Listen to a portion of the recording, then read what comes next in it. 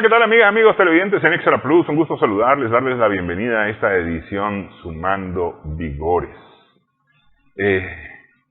La semana pasada rindió un informe ante la Comisión de Defensa del Congreso de los Estados Unidos la jefe o la jefa del Comando Sur, que ha estado dando ya declaraciones varias, no solamente ahora, sino en distintos momentos antes de la semana pasada, de las cuales se ha destacado su preocupación, y lo voy a poner entre comillas, preocupación por el litio y los que ella llama los países del triángulo productor de litio, Chile, Bolivia, Perú, que tienen sus complicaciones, tienen sus coyunturas, y prácticamente ha dicho que es necesario que Estados Unidos tenga más presencia en estos países para poder controlar la producción de litio, o más bien la extracción de litio. Ustedes saben que el litio tiene una enorme importancia para el desarrollo de las nuevas tecnologías de la comunicación principalmente, es decir, equipos informáticos, teléfonos, tablets, computadoras mismas, para permitir mejores comunicaciones. Quien domine el litio, domina la producción de estos artículos informáticos, de estos artefactos.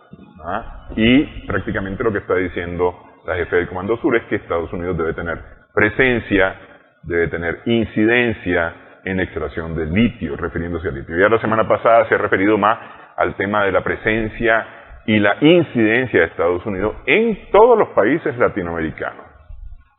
¿Qué significa esto?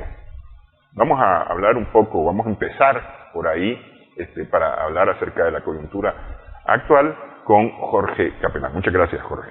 Muchas gracias, hermano. Un placer, como siempre, estar aquí en Extra Plus. No está diciendo, la jefe del Comando Sur no está diciendo nada que no vaya con la política de los Estados Unidos, es decir, que se aleje de la política de Estados Unidos. Es más, me parece que de alguna forma hasta es bien descarado decir los indios bolivianos, porque no lo dijo con esas palabras, pero es lo que está diciendo, no pueden dominar la extracción de litio. Tenemos que ser nosotros, los blanquitos, los inteligentes cheles norteamericanos, los que tenemos que manejar esa extracción, porque nosotros somos los que tenemos que sacar provecho. Y no podemos permitir que se venda a nadie más, o que se venda a nuestros enemigos, dice Estados Unidos, a China especialmente, ese mineral, refiriéndose al litio. Pero luego, el tema de dominación, el tema de, ella dice, tenemos que tener influencia. Pero ¿qué significa influencia? Sí, bueno, es muy interesante leer el informe que ella dio al comité de la Cámara Baja, pues, de Estados Unidos, del Comité de Defensa, ¿no? En el cual ella prácticamente estaba justificando todo el trabajo que hace el Comando Sur. El objetivo de esa reunión es un informe anual que ellos siempre dan, no solamente el Comando Sur, también la CIA, ¿no? Los diferentes órganos del sistema de inteligencia y de defensa de Estados Unidos dan su informe todos los años para que el Congreso les apruebe los presupuestos enormes, que incluso el presupuesto que va a mandar Biden este año, ¿no? Es de casi 7.000 billones de dólares. Es una suma extraordinaria. Es un número histórico, sí. Para el 2024, es el presupuesto para el 2024 en defensa nunca antes visto. Sí. Entonces, muy interesante es leer ese informe, como unas 30 páginas, 33 páginas, para ser más exacto. Yo me tomé el trabajo de leerlo y hacer un resumen, pero un resumen que tiene prácticamente todo, el contenido medular, ¿verdad? Después lo pueden leer en mi blog, manaboconamor.blogspot.com. Y en ese informe, Laura Richardson, primero, dio las prioridades de Estados Unidos aquí en esta región, ¿no? Y no solamente de Estados Unidos, dijo, estamos en un proceso de trabajo conjunto, y citó a Francia, a los Países Bajos, y a varios otros países de la Unión Europea, 4 o 5 países, ¿no? Pero no tocó a Inglaterra. Sí, también, ¿no? Habló de o sea, prácticamente es la OTAN, ¿no?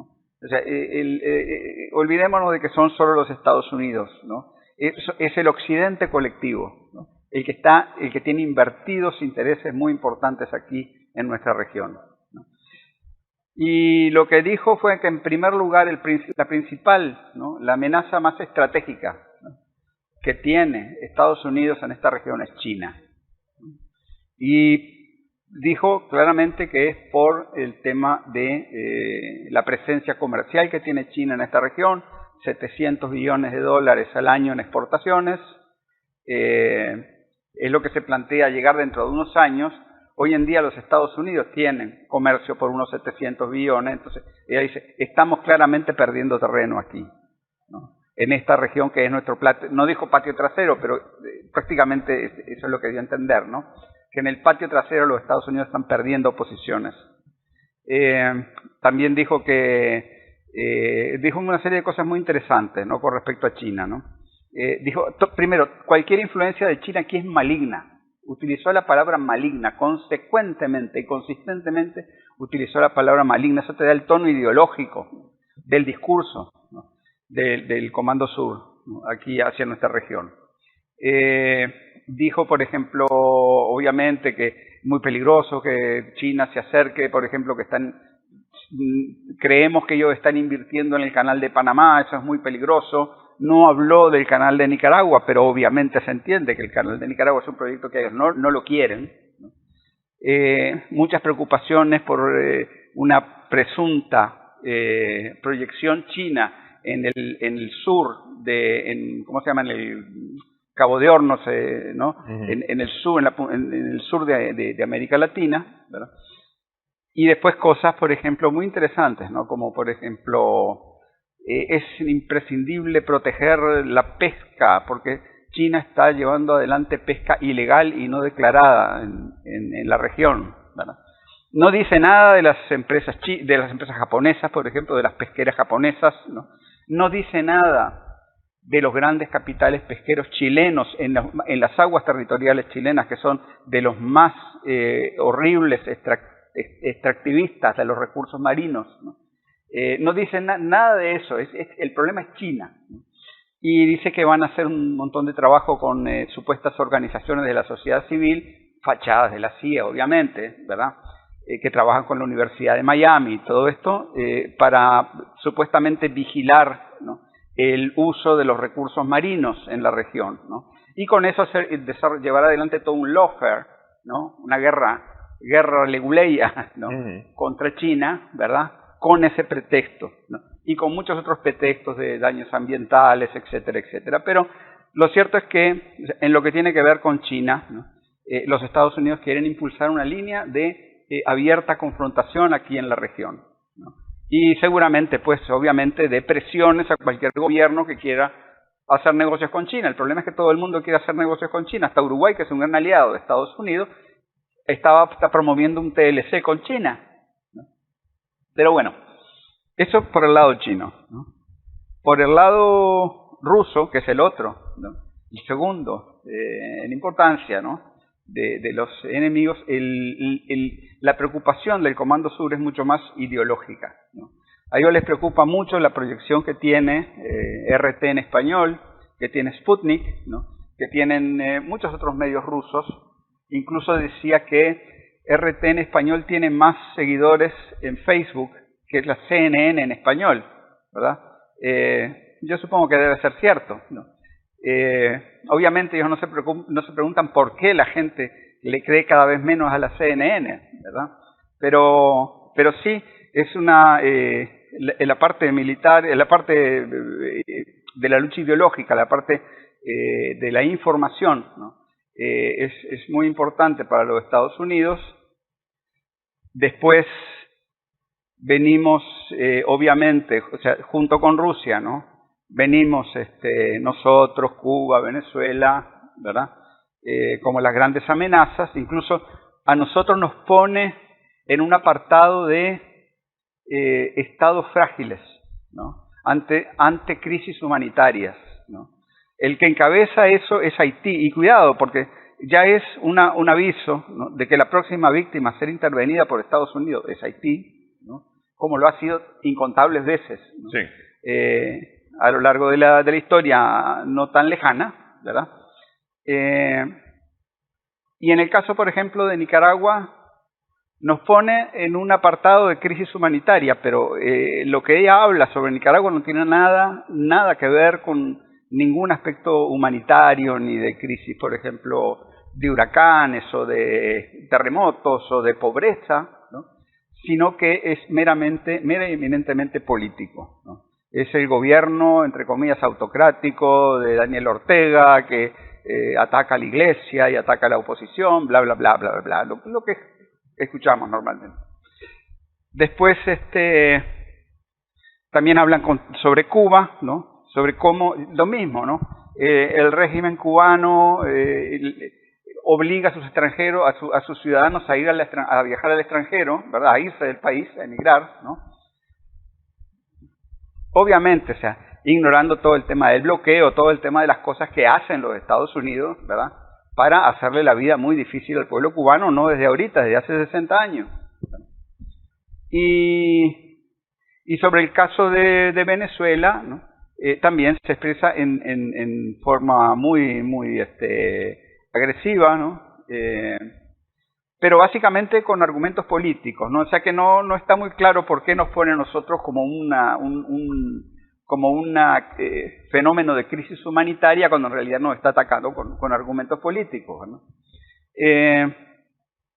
Y después un cuarto elemento que ellos ven como la amenaza más aguda, digamos inmediata, ¿no?, que es el tema del crimen organizado. Pero yo quiero decir, o sea, el tema del crimen organizado, ¿no?, el narcotráfico, las maras, ¿no?, las redes delictivas transnacionales, ¿verdad? Sobre esto, cuidado, porque es también una manera de el conflicto geopolítico hacerlo policial, ¿no? Es decir, porque todo el tiempo están diciendo, ¿no?, sí, pero es que Rusia alimenta el lavado de dinero, el narcotráfico, el crimen organizado, China también lo hace, ¿no? Entonces, buena parte de la intervención política de Estados Unidos va a estar disfrazada, ¿no?, con ese tipo de argumentaciones, ¿no? Argumentaciones de tipo de lucha de la combate a la corrupción, de defensa del medio ambiente, ¿no?, defensa obviamente de los derechos humanos y de cualquier cosa que a ellos se les ocurra, o sea, porque los Estados Unidos en realidad han militarizado todo el debate social, ¿no? No hay espacio de la vida del debate social que no haya sido militarizado por la OTAN, ¿no? Podés hablar de derechos de los indígenas, podés hablar del medio ambiente, podés hablar de derechos de las mujeres, de derechos, yo qué sé, de los animales, ¿no? Podés hablar hasta incluso, por ejemplo, podés hablar sobre la Internet, ¿no?, pero el problema va a ser TikTok y no Facebook, no sí. Twitter. Sí. ¿Me entiendes? O sea, todo lo han militarizado, ¿no?, de manera de que sea un medio para ellos contrarrestar la creciente influencia que tienen China, Rusia y todos otros países del mundo multipolar que está emergiendo, ¿no? Lo que pasa es que, a ver, no sé si eso es simple y sencillamente con fines publicitarios o qué, porque, es decir, yo creería que los legisladores norteamericanos están claros de los hechos como tal. Por ejemplo, el Plan Colombia, ¿no? El Plan Colombia lo que hizo fue crear grupos paramilitares en Colombia que atentaron contra cualquier cantidad de gente. Creo que eran 5 o 6 líderes sociales asesinados diariamente por los grupos paramilitares, si no me equivoco, por ahí andaba la cifra, si no es más, ¿verdad? Pero si me voy rápidamente a los 80, quien alimentó el narcotráfico fue Estados Unidos a través de Oliver North y todas sus redes, ¿verdad? Alimentó el narcotráfico para financiar la guerra de Estados Unidos contra Nicaragua. Es decir, quien creó narcotráfico, quien alimentó, quien mejoró, quien dio condiciones para el narcotráfico y que éste se pertrechara mejor, tuviera aviones, tuviera lanchas, tuviera etcétera, fue el gobierno de los Estados Unidos. Sí, además y lo ha hecho con los grupos militares, paramilitares en México, ¿verdad? A los que les dio armas supuestamente para poderlos controlar, pero se les olvidó ponerles el control a las armas. Y todas las armas que están en México, en la frontera sur de los Estados Unidos, en territorio mexicano, son armas que dio el FBI y la CIA a estas bandas delincuenciales. Y además que, o sea, acordate que la plata de la droga se lava en Wall Street, no se lava en la bolsa de Shanghai. No se lava en China. Entonces, por eso te digo, pues, decir, entonces, esto tiene fines publicitarios, meramente publicitarios, para que al estadounidense de a pie, convencer al estadounidense de a pie de que aquí hay un malo de la película que es China. Pero además, China está aliada con los extraterrestres, cuidado. Está aliada con los extraterrestres. Vamos a hacer una primera pausa en esta edición, regresamos en breve, Sumando Vigores.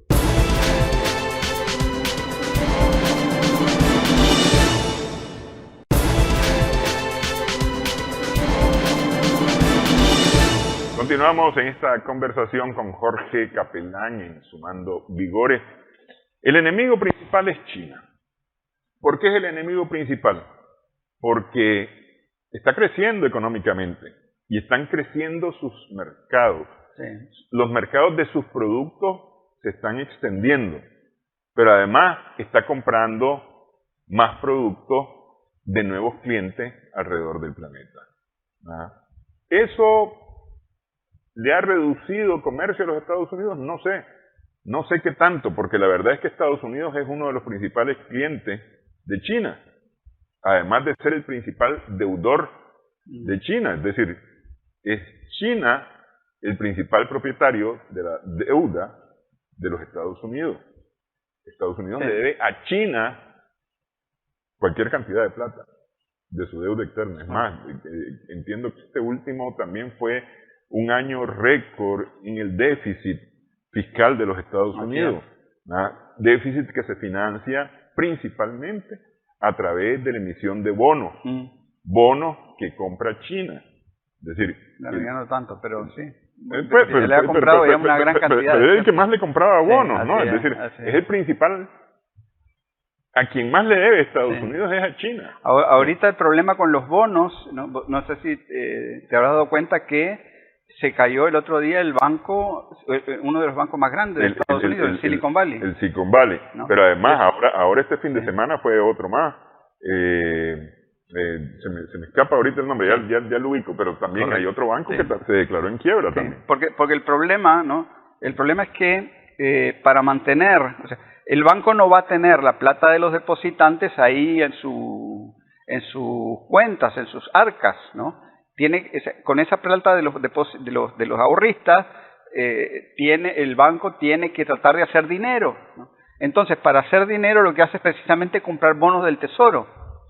Pero lo que sucede es que en el último año y pico, los Estados Unidos han estado aumentando agresivamente su tasa de interés supuestamente para hacerle frente a la inflación, aunque hay otros economistas que dicen que esa es una medida ridícula porque no viene a resolver el problema de la inflación, que tiene otras causas.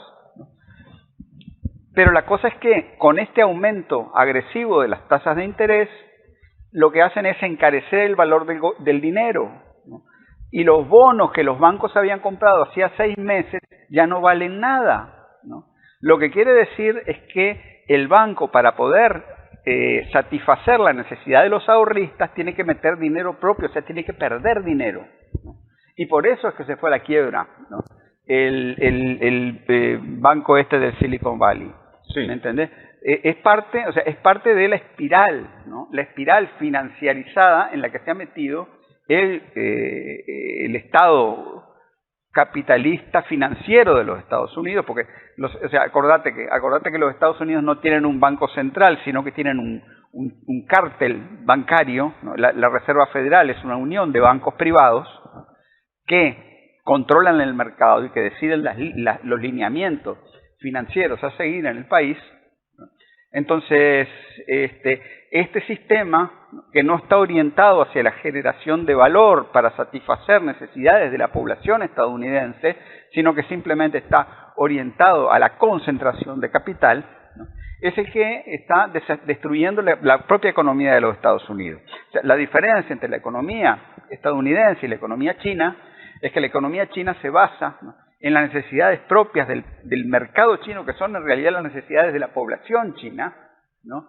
Fíjate vos a qué niveles de desconexión de la realidad han llegado, que la misma secretaria de Medio Ambiente de Estados Unidos hace un par de días, ¿no?, dijo: tenemos que aprender mucho de lo que ha hecho China para el cambio climático, dice, ¿no? Sencillamente porque los chinos se han dedicado a producir paneles solares, hacer un montón de inversiones en el sector energético para no depender tanto de los combustibles fósiles.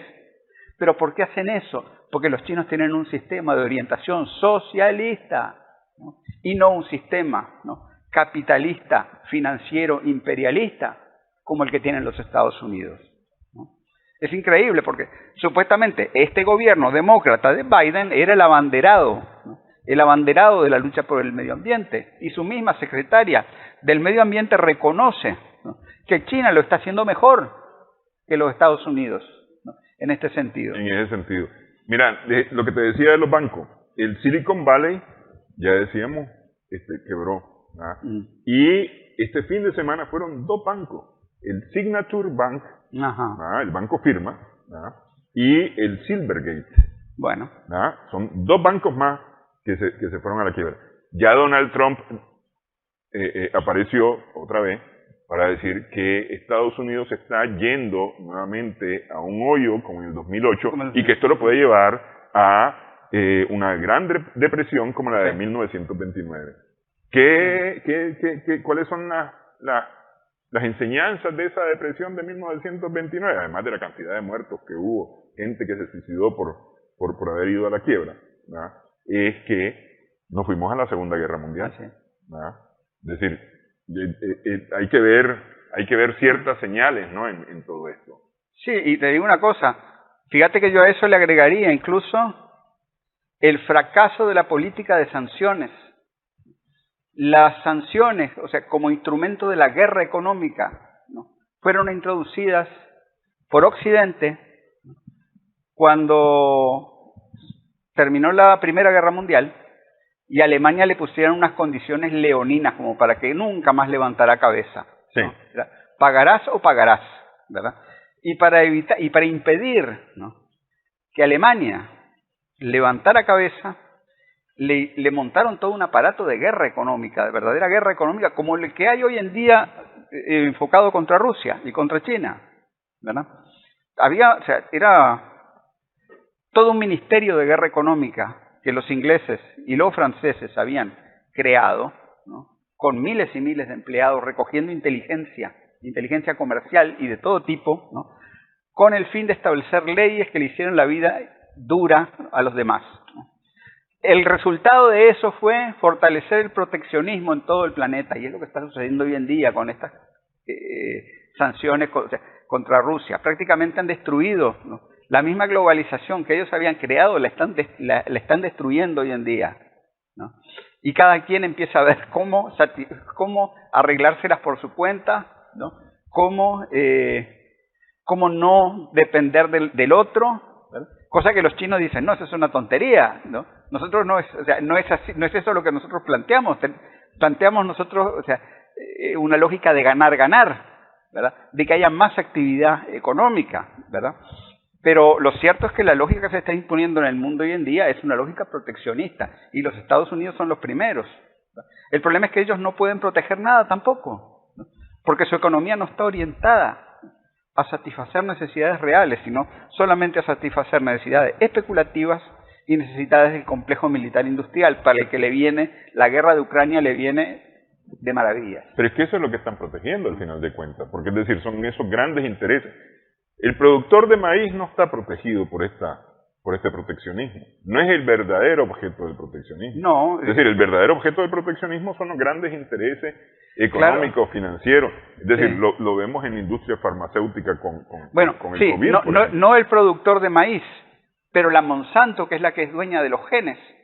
Por eso, ¿No? por eso ¿No? te Y estoy es la que maneja sí. todo el paquete tecnológico. Sí. Esos sí están blindados. Esos están protegidos Ujú. por Estados Unidos. Así es. Pero Estados Unidos, además de proteger, o más bien el occidente, porque aquí voy a meter a Estados Unidos, a Inglaterra principalmente, aunque también hubo otras participaciones, pero estos dos principalmente, hacia los años 30, no solamente tenían una política proteccionista hacia sí mismos, es decir, proteger a sus intereses contra los de Alemania, sino que además empujaron en Alemania un régimen que terminó enviando al planeta a la Segunda Guerra Mundial para acabar con la Unión Soviética. Sí. Es decir, porque el financiamiento, el aliento, la fuerza, el empuje para Hitler vienen de Estados Unidos Así y de es. Inglaterra para acabar con la Unión Así Soviética, porque miran en este, que en teoría era el enemigo, porque en teoría, es decir, Alemania era el enemigo y Alemania había que no dejarlo levantar Así cabeza, es. pero le permiten desarrollar una industria militar Sí. que no debió, porque supuestamente estaba prohibida, ¿verdad? Que no debió, para acabar supuestamente con la Unión Soviética. Sí. Es decir, más o menos algo Sí, sí. parecido. Ahora vamos a Pero empujar eso- a Ucrania, Sí. ¿verdad? Para acabar con Rusia, porque Rusia es el gran enemigo de Occidente y eso es histórico. Pero ese es el maquiavelismo de Estados Unidos, ¿no? El maquiavelismo de Estados Unidos, que fue lo que lo llevó a ascender, a ser la primer potencia mundial, ¿no? Viene incluso de la guerra esa que hubo en el siglo XIX entre Francia y Alemania, ¿no? Ellos, o sea, tenían ¿cómo se llama? Una cantidad de dinero en las manos, ¿no? Que ellos no podían invertir adentro, ¿no? Entonces lo que hicieron fue prestarle plata a Alemania, a Francia, para que se mataran entre ellos, Sí. ¿no? ¿Verdad? Ya ese fue el primer peldaño, ¿no?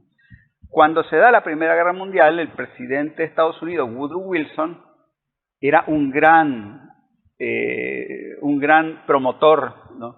de las sanciones económicas, un gran promotor del mal llamado internacionalismo. Decía, tenemos que poner leyes para que no haya tiranos a nivel mundial que mangoneen, ¿no? Se metan con las libertades de los pueblos y todo eso. Y él tuvo un papel muy importante en formar la Sociedad de Naciones, ¿verdad? Bajo esa égida, ¿no? Pero era una égida que era perfectamente compatible con la mentalidad la talasocrática, podríamos decir, orientada hacia el mar, ¿no? De Inglaterra y de la misma Francia. Pero ¿qué es lo interesante del caso? Que Estados Unidos hicieron que los demás se subieran a ese vagón, pero Estados Unidos jamás cesó de ser proteccionista, ¿no? Con respecto a los países de Europa. Entonces le siguió prestando plata por debajo o sea, por un lado exigían lo de los acuerdos de Versalles, por otro lado hacían tratos con Alemania, Uh-huh. Sí. ¿verdad? ¿No? Y hacían tratos con Francia, hacían tratos con Inglaterra, ¿verdad? Y todo eso fue llevando, obviamente, a la gran carnicería que fue la Segunda Guerra Mundial, ¿no? Y obviamente todo eso, o sea, tratando de que fuera dirigido en contra de Rusia, en contra de la Unión Soviética, ¿no? Incluso los Estados Unidos no se metieron sino hasta el final, cuando ya estaba prácticamente, se corría el riesgo de que la Unión Soviética barriera con toda la Wehrmacht. Claro, ¿no? sí. ¿Verdad? Entonces, el tema es que los Estados Unidos siempre han usado, ¿no? el endeudamiento de las potencias europeas para fortalecer ellos su posición. Y es lo que están haciendo ahora en Europa Occidental, ¿no? Que son probablemente la mayor víctima de la guerra en Ucrania, ¿verdad? Y que, por cierto, no sé cómo van a seguir esa guerra, porque Ucrania tiene 40 millones de habitantes, ¿no? Ponele, si le quitas los de la Ucrania, o sea, los territorios pues que hoy en día pertenecen a Rusia, tal vez sean unos 30 millones o algo así. Pero el problema es que si colapsa el Estado ucraniano, ¿no? Si colapsa el Estado ucraniano, ¿Qué van a hacer con 30 millones de almas ahí? Que van a buscar cómo irse a Europa Occidental. Que ya se están yendo hacia Europa. Porque entiendo yo que son 4 millones, creo que son 4 millones. Son 5.5. La mitad están en Rusia, la otra mitad están en Europa Occidental. Sí. ¿No? De refugiados. 5.5 millones, sí. Entonces, eso, o sea, estamos viendo cómo se repite, ¿verdad? Pero esto se repite sin que se pueda ver, ¿no?, cómo Occidente llegue a un nuevo proceso de crecimiento económico. Ok, voy a hacer pausa. Te pregunto, ¿por qué? Es decir, si hay claridad, porque es decir, esto que estamos hablando lo sabe todo el mundo, ¿no? Es decir, aquí los únicos intereses que tiene Estados Unidos son los propios. No está defendiendo el interés de nadie más que los propios. Europa misma, a través de varios de sus políticos que no necesariamente están en el Consejo Europeo, en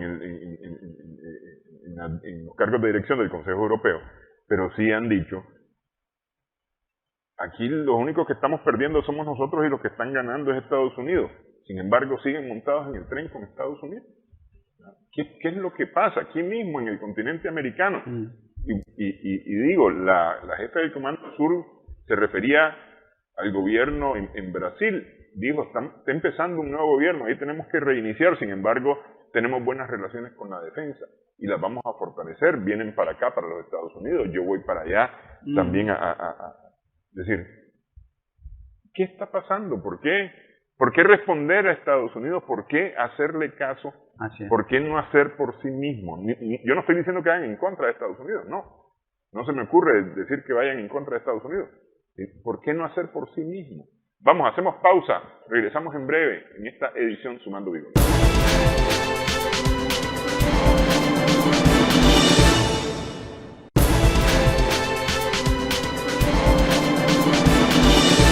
Continuamos Sumando Vigores en Extra Plus. Estamos conversando con Jorge Capelán. Te preguntaba yo hoy, bueno, entonces, ¿por qué seguir con Estados Unidos? Dice Europa, estamos comprando el gas más caro que lo que comprábamos antes, porque hay que sancionar a esos malvados rusos, y no hay que permitir que ellos crezcan en su economía y menos que comercialicen ese gas lleno de sangre que nos estaban vendiendo, ¿verdad? Pero ese gas lleno de sangre que estaban vendiendo Europa costaba $1, ¿verdad? Y hoy se compra ese mismo gas en 3, 4, 5 pesos, a revendedores, incluido China, ¿verdad? Pero además se compra a los Estados Unidos, que era lo que desde hace rato Trump le dijo a la señora Merkel, no le compre a los rusos, usted nos tiene que comprar a nosotros, ¿verdad? Y la Merkel le decía, pero si nos resulta más fácil comprarle y más barato comprarle a los rusos. No, entonces finalmente hicieron su voluntad y entonces están vendiendo no a 1, sino a 3, 4, 5 pesos el gas en Europa. Y los europeos dicen, y hey, entonces nosotros, aquí el que está ganando, es decir, a nosotros nos están fregando. Y aquí el único que está ganando es Estados Unidos, dicen algunos europeos, políticos europeos, ¿no? Sí, lo que pasa es que los Estados Unidos son herederos del Imperio Británico. El Imperio Británico, a su vez, es heredero de el Imperio Español, ¿no? O sea, fueron ellos los que, prácticamente la independencia de nuestros países en América Latina, pero no solo en América Latina, también en el África, ¿no?, en el Medio Oriente, ¿no?, resultó en una gran ganancia, no tanto para nuestros países como para nuestras sociedades, ¿no?, como para Inglaterra y Francia, ¿no?, las grandes potencias capitalistas, ¿verdad? El sistema en el que nosotros vivimos, ¿no?, en el que nosotros nacimos, ¿no?, es un sistema que se puede llamar neocolonial, ¿no? Neocolonial en el sentido de que se crea un mercado mundial en el que nuestros países son exportadores de materias primas, no pueden tener un desarrollo industrial propio, ni en la India, ni en México, ni aquí en Nicaragua, ni en ningún otro lugar, ¿no? Y están obligados a comprar bienes, ¿no?, industrializados de los países capitalistas, ¿no? Bueno, los Estados Unidos se empiezan a apropiar de ese sistema a fines del siglo XIX, ¿no? Inicio del siglo XX, con lo que hablamos, el proceso que hablábamos, ¿no? De las dos guerras mundiales, ¿verdad? Y a partir de 1945 ellos ya tienen rayado todo el cuadro con Inglaterra, que es la potencia a la que ellos ya habían desbancado, ¿no? Que es todo el sistema de las instituciones de Bretton Woods, el Fondo Monetario Internacional, el Banco Mundial, las Naciones Unidas, el FMI, etcétera, etcétera, etcétera, ¿no? Entonces, ¿qué es lo que pasa? Ellos crean todo un sistema global de hegemonía, ¿no? Es imperialista, sí, pero es muy importante hoy en día también decir que es neocolonial, porque el colonialismo es una característica que sigue viva, ¿no? Y creo que es muy importante para el análisis político, porque cuando estamos hablando nosotros de política, ¿no? Decir, oh, estos son democráticos, estos no son democráticos, ¿no? Nicaragua no es democrática, ¿verdad? Mientras que Costa Rica, todo el mundo sabe que Costa Rica es una democracia establecida. Lo que estamos haciendo es repitiendo, ¿no? Repitiendo lugares comunes del discurso colonizado. ¿Me entendés? ¿No? Aquí en América Latina, Bolívar era dictador, San Martín era dictador, ¿no? Artigas era dictador, ¿no? No digamos Zapata y Pancho Villa. Que eran bandoleros. ¿No? Bandoleros, ¿verdad? Sí. Sandino, otro bandolero, ¿no? Fidel, dictador. Perón, dictador. Todos los que trataron de construir algo, ¿verdad? En función del beneficio de la nación y de construir una nación articulada, ¿no? Que no estuviera dependiente de un mercado mundial imperialista y colonial, ¿verdad? Esos eran los enemigos de la democracia. ¿Me entiendes? Ese es el problema. El problema democrático es, ¿no? ¿Quién es capaz, ¿no? de romper el círculo alienante, enajenante de la colonización y quién no es capaz de hacerlo? Pero eso yo te lo entendería de este lado del planeta en donde hemos sido colonia y continuamos siendo colonias porque estamos educados colonialmente. Es decir, vos te vas a lo que nosotros aprendemos, y lo que nosotros aprendemos es que la cultura, la civilización y las formas correctas, entre comillas, de gobierno son de Roma para acá. Pero ellos también, pero ellos en Occidente también están educados en un concepto colonial. Por eso, pero desde Europa, otra perspectiva. Pero, eso, porque Europa es el colonizador, es decir, en teoría debería de ser un pensamiento distinto. Bueno, pero Lenin era aquel que hablaba, ¿no? Pueblos amos y pueblos esclavos. Creo que fue Lenin el que hablaba de eso, no me acuerdo. Pero pueblos amos y pueblos esclavos, ¿verdad? Ellos son los pueblos amos, ¿verdad? Nosotros somos los pueblos esclavos, ¿verdad?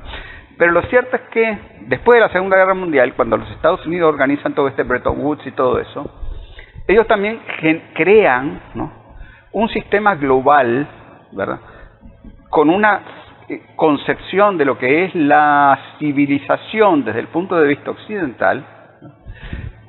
Y prácticamente con eso fueron cooptando a toda la élite de Europa Occidental y de los países que hoy en día están en la OTAN y, ¿no?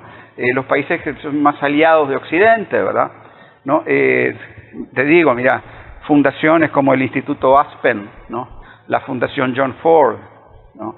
La Comisión Trilateral, ¿verdad? Todos esos eran tanques de ideas que todos los años organizaban seminarios, reuniones, ¿verdad? Para hablar sobre el tema de el desarrollo occidental, de la civilización occidental y democrática y de la sociedad abierta, ¿no? ¿Verdad? De Popper, ¿no? Y de Soros también, ¿verdad? ¿No? ¿Y a quién invitaban ahí? Invitaban a dirigentes sindicales socialdemócratas, ¿no? Invitaban a líderes políticos, invitaban a influencers, ¿no? Líderes juveniles, ¿verdad? Te estoy hablando de cosas que se empezaron a hacer ya en los años 50, ¿no? Ni bien acababa la Segunda Guerra Mundial, ya estaban montando toda esa parafernalia de institutos, ¿me entendés? Entonces, ¿qué es lo que pasa? Fueron desarrollando un sistema, tanto en Europa Occidental como en América del Norte, ¿no? Donde si vos querías ser periodista, tenía que ser periodista de una cierta manera, ¿no? Había una cierta manera aceptable de ser periodista, había otra manera que no era aceptable, ¿no? Si vos querías ser político, tenés que ser político de una manera aceptable y no de una manera inaceptable, ¿no? Si eras inaceptable, pues no te daban trabajo en ningún lado, no te permitían publicar nada, aunque formalmente pudieras hacerlo, pero no ibas a tener acceso a los financiamientos, ¿no?, que hacen falta, por ejemplo, ¿no?, o a las oportunidades de trabajo, ¿no? Y fue así que fueron copando toda la élite, digamos, de pensante, la inteligencia, ¿no?, de todos esos países, ¿no? Y hoy en día tenés el caso paradójico, ¿no?, de que en Europa, en Estados Unidos, la mayoría de los periodistas, ¿no?, o de la gente que trabaja en los medios, son gente que tiene ideas progresistas, pero que está conduciendo un aparato que no tiene nada de progresista. Sí. ¿Me entendés? La verdad es que es eso, o sea, por ejemplo, no podés creer en La Voz de Alemania, no podés creer en la BBC, no podés creer en la televisión española, no podés creer en la CNN, no podés creer, ¿no?, en todas estas cadenas, ¿verdad? Porque en el fondo son instrumentos político-militares supeditados a una estrategia político-militar de dominación al servicio de la hegemonía occidental. Ahora, ¿qué es lo que sucede? Pero eso en lo general, Jorge, ocurre con los principales medios, no importa de qué lado estés hablando. Es decir, por ejemplo, Al Jazeera responde sí, a intereses de Qatar, sí. En determinados momentos. RT igual responde a intereses rusos. Y claro, hoy día, es decir, no te esperes en RT encontrarte una información en contra de la guerra de Ucrania, porque, es decir, por un lado la legislación en Rusia no lo permite, pero por el otro lado está respondiendo a la lógica rusa de la operación militar especial. Sí, pero esto es mucho más que eso, porque por ejemplo, en RT ocurren puntos de vista encontrados, ¿no?, sobre la estrategia del Kremlin, ¿no?, en la guerra de Ucrania, ¿verdad? Y por ejemplo son conocidas las discusiones que ha tenido Alexander Dugin, por ejemplo, con otros, ¿no?, con otros representantes de las élites pensantes ahí en Rusia, ¿verdad? O sea, eso no quiere decir que los medios no tengan sus posiciones políticas, ¿no? El tema aquí es que Occidente crea todo un consenso en un abanico de opciones que aparentemente, ¿no?, son encontradas, pero que en el fondo son funcionales, ¿no?, claro, entonces, a la misma lógica. Yo lo que voy es lo siguiente, es decir, si cuando lo hago yo es bueno, cuando lo haces vos es malo. Es decir, si lo hace NBC, CBS, CNN, el New York Times, otra cosa que no es correcto, sí. pero no, si lo pero hace hay otra RT cosa, es malo. No, es que además hay otra cosa muy, muy importante, ¿no? RT no tiene una academia de periodistas independientes en todo el mundo, ¿no?, ni da cursos a periodistas independientes en todo el mundo, sí, ¿no? A lo sumo hacen algunas reuniones con periodistas, por ejemplo, aquí del 19 Digital, de los medios del Consejo de Comunicación y Ciudadanía, a lo sumo, ¿verdad? Pero ellos no tienen ninguna infraestructura. Mira, ni RT, ni Hispan TV, ¿no?, ni la televisión china, ¿verdad? Ninguno de ellos tiene un verdadero ejército de comunicadores populares en todo el mundo, al que ellos financian, ¿no?, y entrenan, ¿verdad? Sí es cierto, ¿no?, que los movimientos populares muchas veces les mandan material, noticias y todo lo demás, ¿no?, pero no hay una relación, ¿verdad?, militar prácticamente, ¿no?, de injerencia fuera del país. Pero, sin embargo, métete en la página web de La Voz de Alemania o de cualquiera de estos medios y vas a ver que toditos ellos tienen programas para la divulgación, ¿no?, difusión, ¿verdad?, de los valores democráticos y del periodismo democrático en todo el mundo. Ahora, pero yo me quería referir a otra cosa, porque hay otro elemento más detrás de esta de esta estructura. Y es el elemento de cómo, o sea, porque no es solamente los medios, esto claro. es la política, ¿no? ¿Y qué es lo que pasa? Es la política, es todo el complejo de las ONG, ¿verdad? Es la colonización occidental de las Naciones Unidas, que además son un producto occidental, ¿no? Que viene de la Unión de las Naciones anterior a la Segunda Guerra Mundial, ¿verdad? Y que es una concepción, o sea, a pesar de que le dieron, ellos hicieron la concesión de darle el derecho de veto a la Unión Soviética y a China, ¿no? Pero a pesar de eso es una construcción occidental, ¿no? ¿Y qué es lo que pasa, ¿no? Cuando estos gobiernos progresistas en América Latina llegan al poder, ¿no? Como no tienen un análisis claro de lo que es el imperialismo y lo que es el colonialismo, ¿no? Entonces pareciera que se sorprenden y se dan cuenta del poco poder que tienen cuando efectivamente están en el poder, ¿no? Y entonces empiezan a gobernar como el cangrejo, ¿no? Y es ahí donde nos vemos con situaciones tan penosas, ¿no? Como lo que hemos visto de los gobiernos mal llamados progresistas de América Latina en estos días con respecto a Nicaragua. ¿Me entiendes? ¿Qué es lo que pasa? O sea, es una progresía, ¿no? Que ya se está agotando, ¿verdad? Que desgraciadamente ha asumido el papel de administradora de esta fase del neoliberalismo, ¿no? Administradora, ¿verdad? Básicamente diciéndole a sus pueblos, miren, si no nos votan a nosotros, va a venir el loco este de Bolsonaro, va a venir el bárbaro este de Castro, va a venir Macri, ¿verdad? ¿No? Y entonces la cosa va a ser peor, ¿no? Pero el problema es que también, cuando ellos están en el poder, no hacen ningún cambio que sea realmente tangible para los pueblos. O si los hacen, son cambios muy, pero muy limitados. Okay. Aquí, sí. Vamos a hacer la pausa.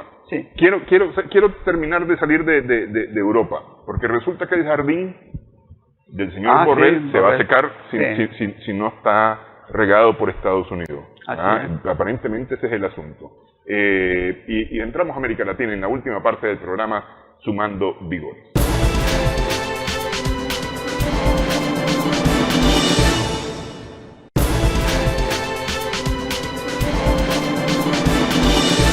Seguimos en esta conversación, Sumando Vigores en Extra Plus, con Jorge Capelán. ¿Se seca, te preguntaba yo, el jardín del señor Borrell, la Europa, si no está conectada, si no depende de los Estados Unidos?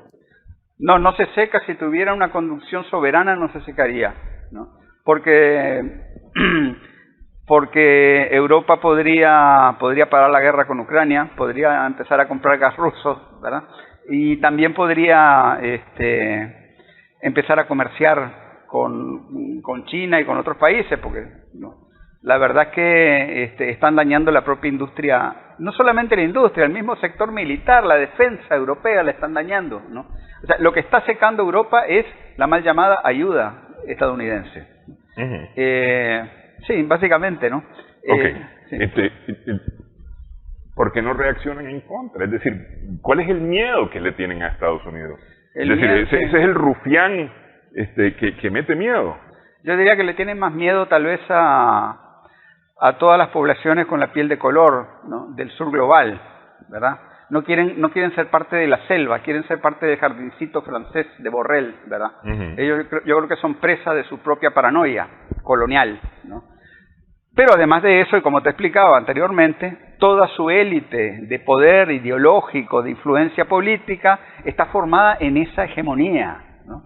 Sea de izquierda o sea de derecha, ¿me entendés? Desgraciadamente ellos están ahí presos, ¿no? Presos de todo un problema que además civilizatoriamente lo tienen que resolver, tienen que decidirse ellos a vivir con el mundo y no contra el mundo, ¿no? Y eso es más fácil decirlo que hacerlo.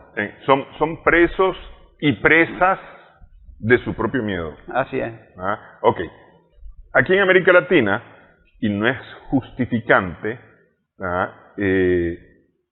también hay temor de crear un bloque continental en esta época de multilateralismos. hay temor de crear un bloque continental que tiene fuerza, que tiene además que ofrecer, comercialmente, turísticamente, civilizatoriamente. Pero, mira, sí, estamos en el mismo problema que hace 200 años. En el mismo problema, ¿no? Las burguesías criollas, ¿no? Hoy en día no son menos colonizadas de lo que eran hace 200 años. Viven esperanzadas, ¿no?, en sacar renta de una tierra en la que no quieren invertir, ¿no? Están interesadas en aprovechar y malvender nuestros recursos naturales, ¿verdad?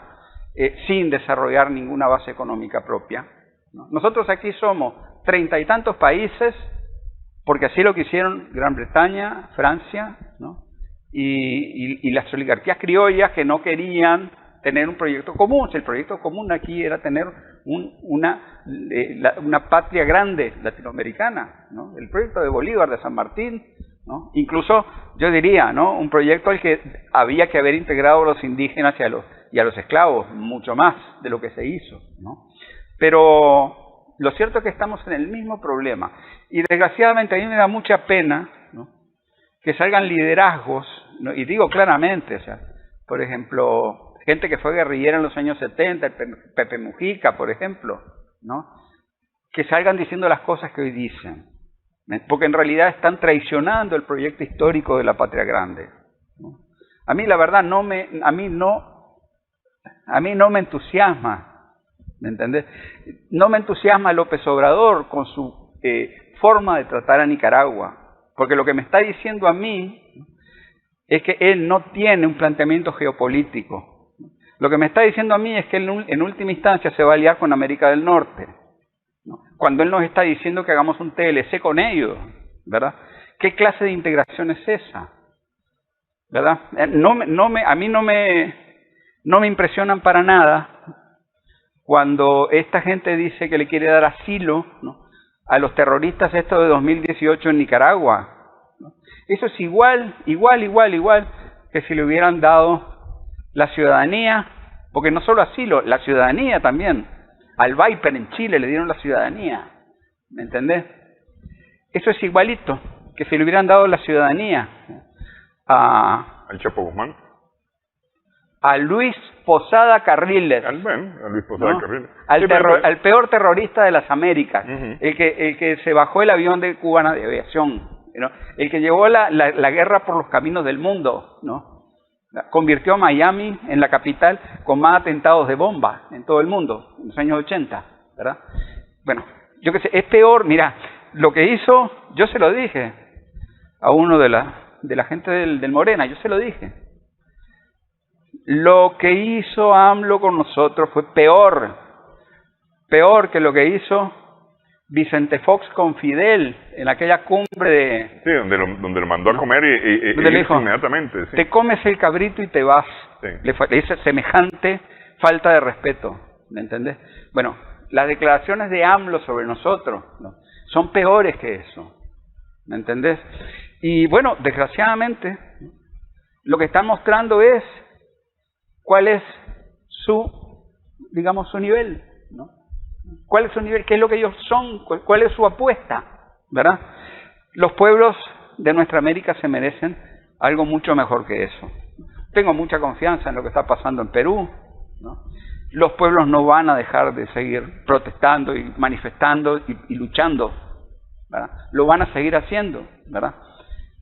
Pero tendrán que buscarse mejores liderazgos que los que tienen actualmente, que desgraciadamente tienen una gran tendencia a querer acomodarse al status quo neoliberal, neocolonial. Que me parece que ahí está el kit del asunto. Es decir, igual, no sé si es más por comodidad que por miedo, me parece más por comodidad, no crear proyectos de desarrollo propios de los países, propios regionales. Es decir, el Mercosur, por ejemplo, no camina por eso, pues. Es decir, teniéndola bien claro, porque es tan claro de que el Mercosur es ese bloque comercial de Sudamérica que puede levantar a estos países. Sí. Pero también lo que pasa también, ¿no? Está muy bueno, sí, la idea del Mercosur, ¿verdad? Pero también lo que pasa es que, ¿qué vas a hacer vos con burguesías que no quieren invertir productivamente, ¿no? ¿Qué vas a hacer vos con burguesías que lo que quieren es especular, ¿no? Burguesías compradoras, ¿verdad? Compran caro allá y lo venden más caro aquí, ¿verdad? Lo de aquí lo venden allá más barato, ¿verdad? Desgraciadamente esa mentalidad es totalizante, ¿me entendés? No tiene Lula una burguesía en el Brasil que esté dispuesta a pagar más impuestos para que haya un proceso de acumulación interno. No existe hoy en día eso, ¿me entendés? Eso los pueblos tienen que hacerlo por la vía política, ¿no? Los pueblos tienen que conquistar el poder político y económico por sus propios medios, ¿no? Y eso solamente se logra con lucha, con movilización, con organización y con prioridades. Pero fue lo que pasó en Chile. Es decir, en Chile Boric llega a la presidencia justamente producto de un levantamiento popular, pero resulta que se acomodó. Y hay que tener mucha conciencia de todas las redes de injerencia del imperio, tanto por la derecha como por la izquierda. Porque aquí Soros ha metido millones y millones y millones para mediatizar a los movimientos populares organizados en sujetos políticos, ¿no? Eso tiene que volverse conciencia, ¿no? Conciencia de todos los activistas, de todos los militantes, de toda la gente que está tratando de hacer algo para cambiar este sistema. Bueno, ya me pusieron marca de tiempo. Gracias, Jorge, por esta platicada. Gracias a vos. Gracias a nuestras amigas, amigos televidentes también por su sintonía en esta edición, Sumando Vigores en Extra Plus.